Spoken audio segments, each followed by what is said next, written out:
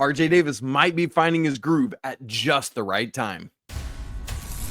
This is Tyler Hansbrough, and you're listening to Locked On Tar Heels. You are Locked On Tar Heels, your daily podcast on the UNC Tar Heels. Part of the Locked On Podcast Network, your team every day. Hey there, what's up? It's Monday, December 30th, 2024. Welcome into the Locked On Tar Heels podcast, the only daily North Carolina show out there. I'm your host, Isaac Shade. You're joining me at the place to get your Tar Heels content every single day. It's all part of the Locked On Podcast Network. Thank you so much for making us your first listen or watch. And I want to give a special shout out to all the everydayers joining us, the Locked On Tar Heels Discord members, and of course the Locked On Tar Heels insiders. Great to be together for a brand new week. Let's get right into it. Let me tell you how or what we're getting to on the show today. Obviously, we're going to unpack more of the Campbell game. If you missed our live postcast after the game last night on Sunday, make sure to go check that out, where it's like just getting a little more down into the weeds on stuff. This is going to be a little more big picture about things. So we'll start with that. We'll get to our Four Corners recap, and then we'll look at football and the women's basketball. Had a big victory down in Miami on Sunday and more. All that coming up on the show today. Let's get right into it. Tar Heels close out non-conference play and 2024 with the win over Campbell, 97-81. Not as big a margin as you would like it to be, but it was throughout the majority of the second half, and it was just kind of a snoozer late. We will talk about that a little bit, and what Carolina could have maybe done a little bit different. 8-5 is the Tar Heels record as they close 2024. Time now for 19 ACC games before we get to postseason play. Crazy to start thinking about. And here's where we start. RJ Davis. This guy has come back to Carolina for his last season.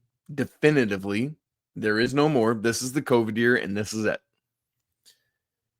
As we well know, RJ has not been shooting as efficiently as he would like, or the team would like, or the coaches would like, or you and I would like. He's not oblivious to that. He knows that more painfully than any one of us. Believe you me. But here is my takeaway from this Campbell game. And yes, I hear me say Campbell game. And throughout the show, like, let's just get it out now. Everything we're going to talk about is going to be, yes, but it was Campbell. I hear that. I get it. Let's just put it aside and talk, right? RJ Davis on Sunday night was the most 2023-24 season RJ Davis that I feel like I've seen all year. Sunday night was the most ACC player of the year from last year, RJ Davis, I've seen all season. And look, Sunday was a big night. RJ gets his record, hitting his 300th career three-pointer, passing, funny enough, Marcus Page, to be now Carolina's all-time leader in made threes, all the way up to 303 of them, in fact. And to get there, he made 5 threes out of the 10 he took in this game. That's the most threes he'd made in a game all season. But listen to this. I started digging in a little more to the numbers and what he had done. This was the first game this entire season that RJ has shot 50% or better from three in a single game. This is the second time this season that RJ has shot 50% or better on all field goals. And those 2 times have come in 2 of the last 3 games, the Florida game and the Campbell game. Only 2 times this season he's shot 50% or better from the field. And the one game in between, the UCLA game, in that one, he was literally one made shot away from being 50% in that one as well. He was 5 of 12 from the field. RJ is starting to heat up. And in three-point shooting, you know that he's been down under 30%, and it's not even close. Coming into the Campbell game, he's 25.5% from three on the season. That's just not RJ Davis. But he goes 5 of 10 in this game, jumps from 25.5 to 27.9%, just from this one game alone. And so he's starting to inch back up towards that 30%, and that's where you want to go. Just little chunks at a time to get to where RJ Davis is hitting at the level we expect him to, the level that he expects himself to. Let's say it that way as well. And it just got to keep chipping away. He can't get the 40% in one day, but he can get from 25 to nearly 28% in one day. Maybe against Louisville on Wednesday, he could get from 28% up to 29 or 30%. Just little baby steps of RJ Davis doing it. I even wonder if now that this record is done and over, and I know it's not been this like massive thing, but maybe for him, it's a monkey off his back. Maybe it's a weight off his shoulders, and now he can play a little bit.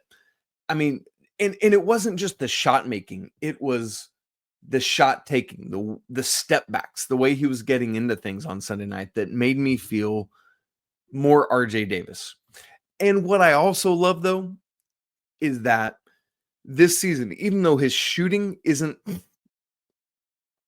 at the percentage that he would like it to be, he does have a career high in assists per game. He does have a career high in steals per game. He does have his second lowest turnovers per game of his career. It's like that's what a savvy veteran like RJ Davis should be doing all the time. And so that's really encouraging to see. Now, if the shot comes along, watch out. But you need to know this. From my vantage point as I watch this team, RJ's steps forward right now are about RJ, yes. But there are other factors around that I think are playing into it. Number one is not just about RJ, it's about Ian Jackson. I don't think it's any coincidence that RJ just did what he did on Sunday night in Ian Jackson's first start as a Tar Heel. When Ian Jackson drops yet another career high 26 points, meaning now that he's got 3 20 or more point games in the last 6 Carolina games. Let's let Coach Davis say it. He said this in postgame. Quote, one of the things that helps with RJ is the growth of Ian Jackson. You've got another scorer out there. When you've got another person out there who can go get buckets, you've got a little bit more space to go to get into your offensive game, end quote. You hear that? Like, this is great for Ian, period. Yes, love it that he's really getting more and more into his role, and we're all starting to see what he's fully capable of. And the key for Ian going forward is going to be, all right, now do that consistently in ACC play on the road at Louisville Saturday, for example, or Wednesday, for example. But what that does for RJ, as Coach Davis says, is when Ian Jackson's on the court, he demands a ton of attention, because if he's shooting the three like he did Sunday night, you got to get out. But then he's going to blow by you. If you play off him so he can blow by you, he's going to hit a three. And then that demands more attention and gives RJ more space to operate. Because let's remember, you're tired of hearing it. I'm tired of saying it and hearing it. When there's no Armando Bacot in the middle, we can all focus all of our attention, the opposition team, the opposing team that is, on RJ Davis. Make somebody else beat us instead of him. Instead of, all right, Armando Bacot and RJ Davis in some order are prime suspect 1A and 1B. And we got to deal with that in the front and in the backcourt. Not so this year. So I think Ian's emergence plays a big role in helping RJ to get freed. The other thing, I also don't think it's a coincidence that RJ did what he did on Sunday night, as Elliot Cadeau is getting back on track with a career high 12 assists to go with just 3 turnovers, 12 points, all while getting to the lane and finishing like a boss. Love Elliot getting back to being himself, but him doing that frees up RJ, right? It's all part of this like symbiotic nature relationship where, you know, like in nature, all the parts work together to make the world happen. It's the same thing. When Elliot starts operating at his best, when Ian starts operating at his best, it's going to draw more attention, and it's going to allow RJ to operate at his best. And that's so, so good. Sticking with Elliot for a second, by the way, pregame or in the postgame press conference, Coach Davis said, quote, before the game, I said to him, Elliot, I'm expecting a double-double with points and assists. And Elliot said, I'm also going to have 0 turnovers. At halftime, I reminded him he had 3, but in the second half, he had 0. Quick slight adjustment to Coach Davis's comments. Elliot did have 3 total turnovers, but it was 2 in the first half, 1 in the second. That said, it's a step in the right direction, especially when paired with his 12 assists. And I thought what was critical about Elliot is I thought not only was his play more under control, but I thought his emotions were more capably regulated. Can I put it that way? And Coach Davis noted that too. He said, I feel like Elliot played really well today, like under control. He knows when to pass, when to shoot. His defense continues to get better every day. That's critical. Under control. Coach Davis used that same phrase. And even moving forward, Coach Davis says of Elliot, he's a huge piece for us. When the ball is in his hands and he's making consistent plays, it takes us to a different level. Why? Because it unlocks all the teammates. It unlocks himself. You saw that two-man action with he and Jae'lyn early and often in the second half. There was the great play for Van Allen Lubin dunk in the first half. Great stuff there. Man, if Elliot can be this Elliot, Ian, and what that all does for RJ to give him more space to operate, that's where Carolina is getting back to it. And not to mention, like, I'm not saying this is something, but I'm also not saying it's nothing. 12 points on 5 of 7 shooting for Jalen Washington, who stepped back into the starting lineup in this game in place of Van Allen Lubin. That ties a season high in field goal attempts for J-Wash. And hopefully this is the start of something for him as well. Oddly, still hasn't hit any threes, but all that to say, is this offense starting to find itself a little bit? And I know the offense has been, pretty high level all season.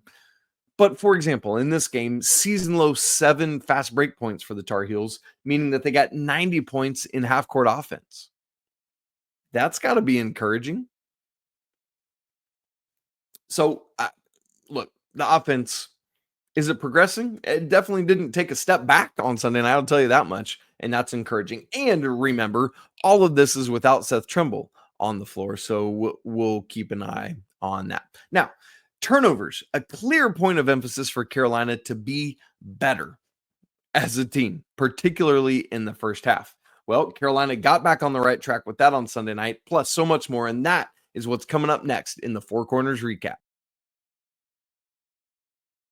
And we'll get to that right after I tell you about Rocket Mortgage's Rocket Money. Has Rocket Money helped you find any subscriptions you forgot about, or maybe that you were accidentally paying double for? I've heard all sorts of tales from people about yeah, I totally forgot about that. But Rocket Money, man, it saved me. It hooked me up and got rid of that subscription. Well, I have a few friends who didn't realize they had some extra subscriptions they were paying for. Rocket Money made it so easy to track them all down. It's like having a personal assistant for your finances. Rocket Money is a personal finance app that helps you find and cancel your subscriptions, but also helps monitor your spending, helps lower your bills so that you can grow your savings, bringing everything together in one place, whether it's subscriptions, spending habits, even the goal you have for the year ahead, 2025. Rocket Money has over 5 million users and has helped save them a total of $500 million in canceled subscriptions, saving members up to $740 a year when they utilize all of the premium features available in the app. So cancel your unwanted subscriptions and reach your financial goals faster with Rocket Money. Go to rocketmoney.com/lockedon today. Again, that's rocketmoney.com/lockedon. Okay, it's time for the Four Corners recap, where we just give you 4 things from the game that I thought were important or that have long-term ramifications. Number 1, turnovers have been an issue for the Tar Heels. They started off the season very well, taking care of the ball at a elite, not just like strong, elite national rate of low turnover percentage. The past 2 seasons have been the 2 lowest seasons in the Ken Palm era of turnover percentage for the Tar Heels. And this year looked to be even better than that, but then it kind of fell off the cliff after the first 4 games. First 4 games of the season, single digit turnovers for the Tar Heels. In the 8 games since, Carolina has had double-digit turnovers in every one of them. Well, as you're probably aware, if you've looked at the box score, Carolina only had 7 turnovers in this game. And that's not a tempo-free statistic. Obviously, that's just the straight-up number, regardless of how many possessions there were. But still, it does help tell a story. So Carolina's turnover percentage is back down to 14.6%. That's 37th nationally right now. And after these last 8 games, it's kind of ballooned that number. But to give you some context, that 14.6% turnover percentage is right in between where Carolina has been the last 2 seasons when they had the 2 lowest turnover percentages in Carolina Ken Palm history, 14.1 and 15.2. And right now it's sitting at 14.6. You want to keep bringing that down. I mean, you're never satisfied, but this is a step back in the right direction. Now you got to go do it against ACC play. All right, number 2 in the Four Corners recap, second half defense. We've been paying so much attention lately to the first half and Carolina getting off to a better start. And they were in the first half of this game, but the defense was there. Feeling pretty good about where things stood at halftime. Campbell was shooting just 31.4% from the field and 25% from 3 and 0.853 points per possession. That's great for what you want to do defensively. Carolina held Campbell to just 29 points. That's only the third half of basketball that Carolina has held their opponent under 30 points this year. And so you're like, okay, we're looking good. Things are going to go great. But then came the second half. It was a horse of a different color. Campbell almost doubled their field goal percentage from 31.4 up to 60.7. They more than doubled their three-point percentage from 25% up to 66.7% on threes. They scored 52 points in the second half on 1.529 points per possession. That would be crazy if Carolina hadn't done even more, scoring 57 points and having an even higher points per possession. But I don't care. On the post-game show, I talked about it's fine. It kind of floated around down the second half. But the more I thought about it, I was like, no. This is a game to show dominance to everyone else of we know how to close games. We know how to stay locked in, even against an inferior opponent. And I don't think that Carolina passed that test on Sunday night. And obviously the coaching staff isn't going to feel great about it. And I get it. I know in a game like this, there's some level of autopilot that kicks in once you get a big lead, and at which Carolina was, up by in the 20s most of the second half. But still, there's more to be done. Carolina needs to take a little bit more pride, I think, in full 40-minute defense. And again, I know that's difficult to do, but you're wearing a Carolina jersey. Do it. All right, number 3 in the Four Corners recap. Man, if something's working, milk it. And here's what I mean. There was this wild shooting discrepancy between 2s and 3s in the first half for Carolina. In the first half, from 2-point range, Carolina was 12 of 14, including 8 of 8 on layups, which Carolina has not been crazy efficient on layups this year. In that same half where they were 12 of 14 from 2, they were 4 of 17 from 3. There's a couple things to that. Carolina has to shoot better from 3, which they did in the second half. Much better. Like 6 of 11, if I remember correctly. So that's great. But they've not been doing it season long, and they've got to get to doing that if they want to be successful and are unable to attack the rim. Well, in this game, they were able to attack the rim. But my question is, if you're not connecting from 3 and you're connecting wildly from 2, why are you continuing to take so many attempts from outside the arc? Yes, you got to keep shooting. I get that. But if you're 12 of 14 from 2, you should not have more 3-point attempts, 17, than you did 2-point attempts, 14. That balance was off in the first half. I would have liked to have seen it. Carolina had 31 field goal attempts. Maybe take those 3s down to 12, 5 fewer, and give those 5 shots to 2-pointers. I know that 3 is more in 2, but with the efficiency that Carolina was having, if you take that up to 16 of 19 and down to 3 of 12 from 3, both of those are in better spots for efficiency, and that would be great. So, it would just be so incredibly effective to keep leaning into all those 2s that you're getting, because Carolina was getting into the paint at will. And again, that's without Seth Trimble's penetration and athleticism. So that's something to keep watching. Is Carolina going to continue season long to not be a great 3-point shooting team?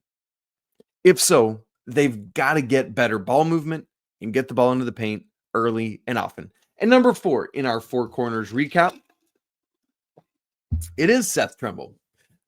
Because the question was, hey, is this a long-term thing, short-term thing, couple games thing? What are we looking at here? I think it was Michael Coe. I was trying to listen for whose voice it was. Asked Coach Davis about it in the press conference post-game. Michael said, with Seth sitting out, was that just a precautionary thing for today? Coach Davis, yeah, he just has an upper body injury, and so he was unable to play today. Michael, is that something he picked up at practice? Coach Davis, yep. That's it. Not very forthcoming from Coach Davis about this. Somebody else, I couldn't tell. It might have been Jeremiah Holloway from Inside Carolina, asked about like time frame and anything on that. Nothing from Coach Davis. Just kind of blew it off. I don't know why he's being cagey there. Maybe just trying to protect from opponents getting into Seth at the point of injury. Maybe it's worse than he's wanting to let on, but they're not wanting to say it. Maybe it's kind of a nothing burger and he's not wanting to say it. Whatever the case, Coach Davis was awfully cagey and terse about it in his post-game press conference, and I'm just curious why. We'll watch for that on Wednesday. We probably won't find out until Coach Davis's press conference or we see Seth back in uniform. By the way, he looks snazzy on the sideline, Seth Davis does, with his pullover and his glasses. I love it. But and we'll get to this on Wednesday, but is Seth back? If so, does Ian start? Does Ian not start? And if he does start, who does he start for? Is it Seth? Is it Elliot? Is it Drake? Who is it? All of that we've got to watch for. Okay. There's your Four Corners recap. But here's the other thing you need to know, non-basketball related. 2 basketball schools got together and played a football game at a baseball stadium on Saturday. Makes sense, right? We'll get to the Carolinas bowl game, the women's basketball victory, and so much more in just a second.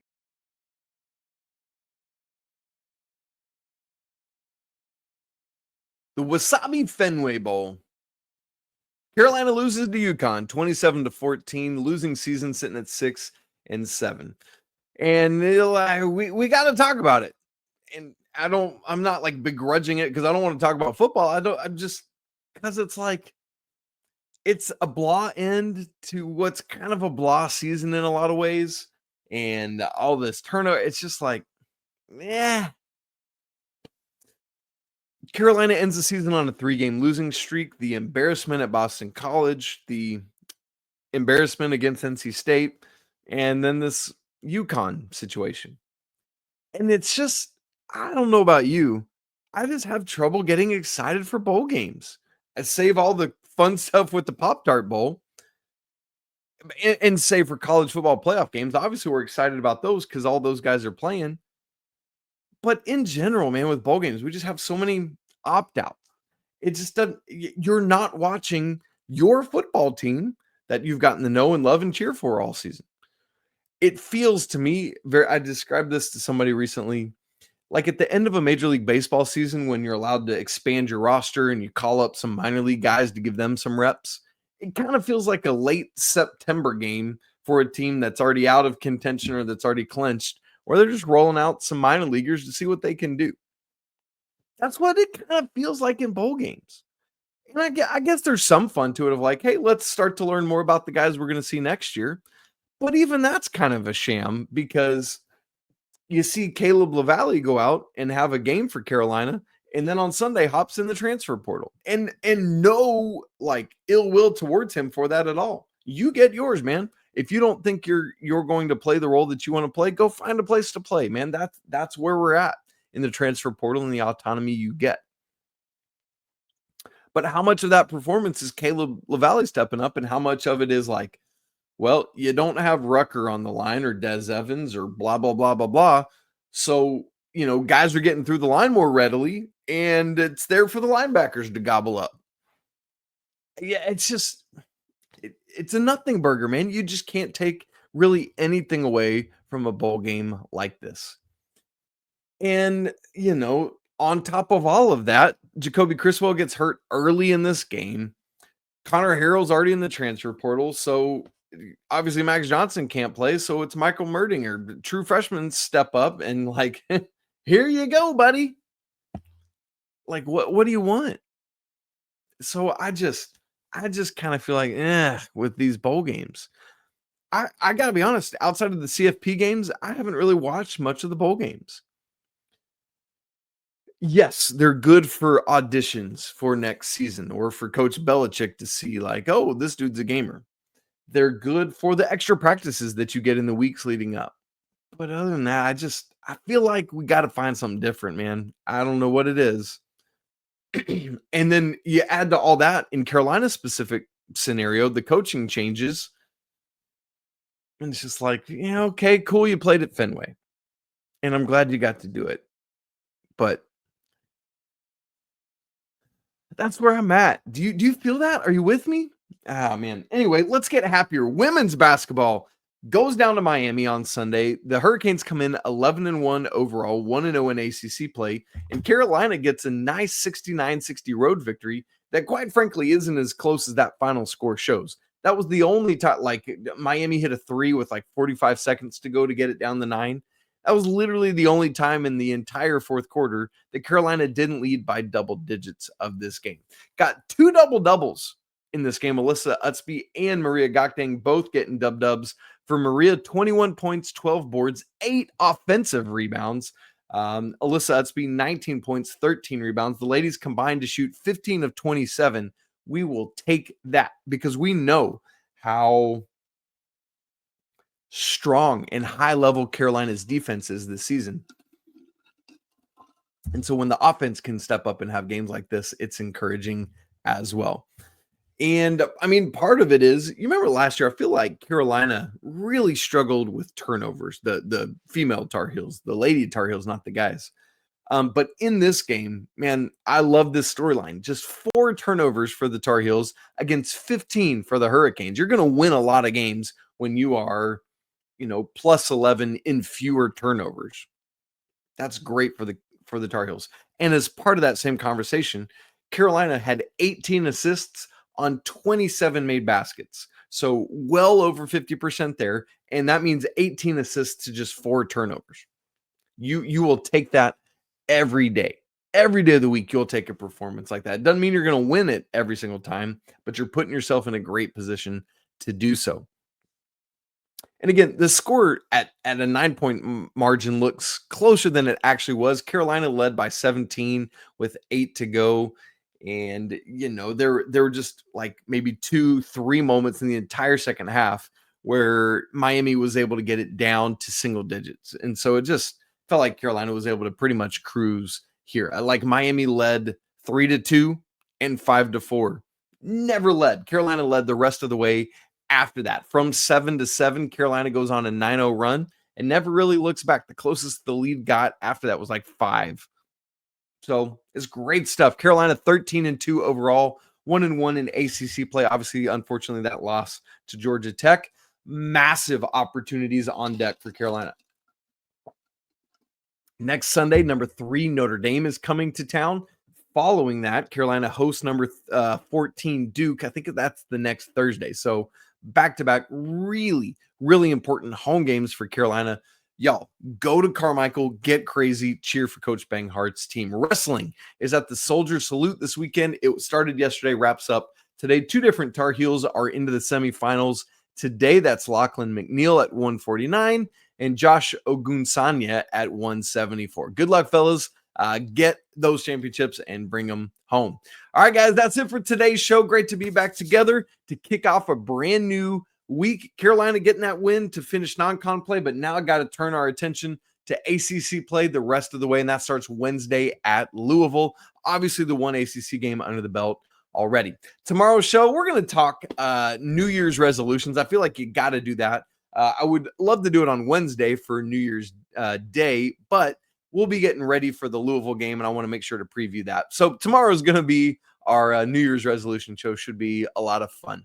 If you haven't subscribed to Locked on Tar Heels on YouTube, make sure you do that so you don't miss a second. Same on audio. Subscribe on your favorite audio platforms. If you haven't joined Locked on Tar Heels Discord or the Insiders program, we'd love to have you. It's free to join the Locked on Tar Heels Discord, and just $5 a month for Locked On Tar Heels insiders to get direct access to me, free access to all of my stats, charts, data, and other things like that, and other perks. Come check it out. A great way to help support the show and go even deeper. It's always a great day to be a Tar Heel. We will be back again tomorrow, but until then, peace.